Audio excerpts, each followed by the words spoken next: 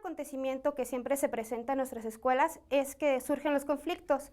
Muchas veces nosotros pensamos que un conflicto es algo malo o que una persona conflictiva es alguien negativa, pero un conflicto es algo positivo. Un conflicto siempre va a estar presente en nuestra vida porque surge cuando tenemos alguna diferencia con alguna persona, en algún gusto o en alguna necesidad. Fue aquí donde yo me di cuenta de que era importante trabajar con los pequeños, cómo manejar los conflictos, porque nosotros como docentes generalmente les decimos qué hacer, pídele una disculpa, regrésale su lápiz, o nos guiamos por la norma, se aplica el reglamento, pero esto genera una sanción, pero realmente no se llega a la raíz del conflicto, y el conflicto está latente y puede volver a resurgir. Fue aquí donde yo me di cuenta que tenía que actuar de alguna manera distinta para no seguir repitiendo los mismos patrones. Decidimos hacer un rincón del diálogo. Este rincón era un lugar específico de nuestro salón, tenía un tapete y unos ositos de peluches. Igualmente los niños hicieron el reglamento. Lo importante de este rincón del diálogo era que se trabajara con la mediación. Cuando algunas personas no pueden resolver su problema por ellas mismas, se requiere de una tercera persona, es decir, un mediador. Esta tercera persona no va a dictar lo que se tiene que hacer, sino simplemente está allí para ayudar a las personas a encontrar una solución para que establezcan una mediación.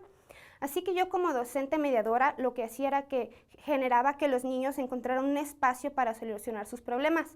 Esto fue un trabajo arduo. Cuando se generaba un conflicto, por pequeño que fuera, yo les llamaba a los niños y primeramente les preguntaba si querían que fuéramos al rincón del diálogo. Ellos accedían. Para ellos al principio fue algo desconcertante porque no estaban acostumbrados a dialogar, sino que se les impusieran las reglas.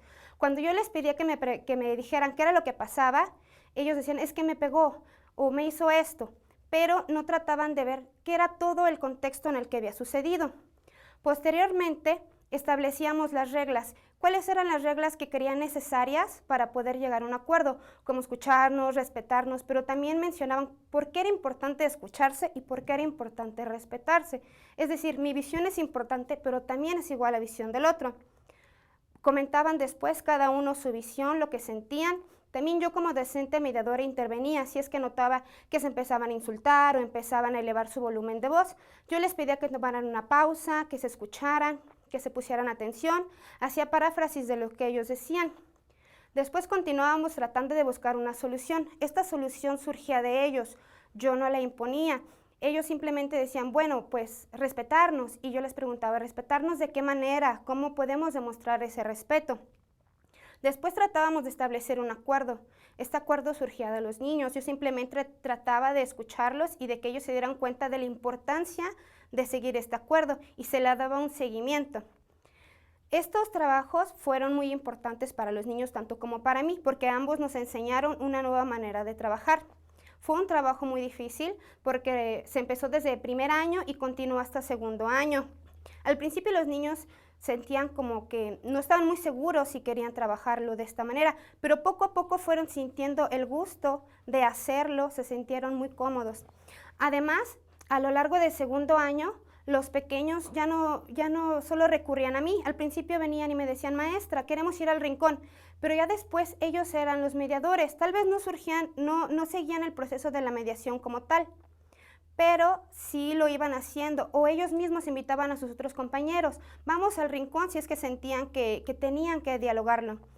A lo largo de todo este trabajo ya no requerían de un mediador, sino ellos llegaban a la negociación, es decir, entre ellos mismos podían resolver su conflicto, ya no necesitaban de una tercera persona. Esto fue algo muy grato tanto para ellos como para mí. Esta estrategia del rincón del diálogo fue muy importante tanto para los niños y niñas como para mí, porque a ambos nos demostró una nueva manera de resolver los conflictos, donde no teníamos que recurrir a la violencia, a los insultos, a los golpes, sino que podíamos manejarla de una manera pacífica y respetando los derechos de los demás compañeros. Fue un largo camino, pero es importante continuarlo porque los resultados son muy satisfactorios y nos enseñan que esto puede salir de los muros de nuestra escuela y puede llegar a la sociedad.